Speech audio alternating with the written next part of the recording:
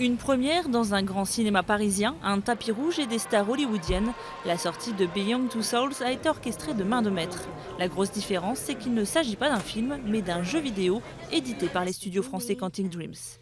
Un jeu qui se veut avant tout très participatif, le joueur peut prendre le contrôle à sa guise de personnages plus vrais que nature.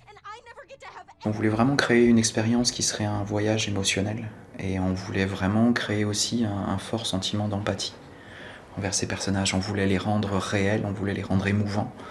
Et pour les rendre émouvants, quoi de mieux qu'un casting de vrais acteurs? Beyond Two Souls, c'est l'histoire de Jodie Holmes, une jeune fille au pouvoir surnaturel qui communique avec une entité invisible. C'est la jeune actrice Ellen Page qui interprète le personnage grâce au processus de motion capture. Une première pour elle qui ne connaissait pas l'univers des jeux vidéo. Je ne savais pas ce que c'était d'être dans un jeu vidéo, c'était difficile pour moi de comprendre ça. J'aime le personnage, j'adore le chemin qu'elle parcourt au cours du jeu, l'intensité émotionnelle et la complexité du personnage, et bien sûr, j'aime l'idée qu'un personnage féminin de jeu vidéo soit si réel, si magnifique et si compliqué. À travers ce jeu, on découvre la vie de Jodie depuis son enfance jusqu'à l'âge adulte au travers de flashbacks. Tour à tour, on peut prendre le contrôle de la jeune fille, mais aussi de son double fantôme qu'elle seule peut voir.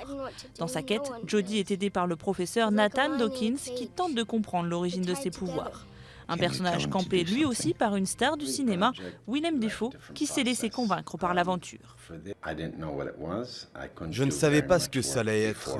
Pour dire la vérité, je ne pouvais pas vraiment travailler en amont.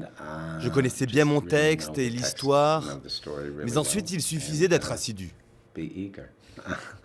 Avec un budget de 20 millions d'euros, plus de 300 personnages, 200 développeurs et une bande-son orchestrée par Hans Zimmer, le compositeur des blockbusters hollywoodiens, aucun jeu n'avait à ce point gommé les frontières entre cinéma et jeux vidéo. C'est vrai qu'aujourd'hui l'interactivité est très centrée sur des jeux souvent violents, souvent à destination d'un public restreint, plutôt jeune. Et nous, ce qui nous intéresse, c'est de montrer que l'interactivité, ça peut être autre chose, ça peut être à destination d'un public plus large. Le jeu sera uniquement disponible sur la PlayStation avec 23 fins possibles en fonction de vos choix au cours de l'aventure.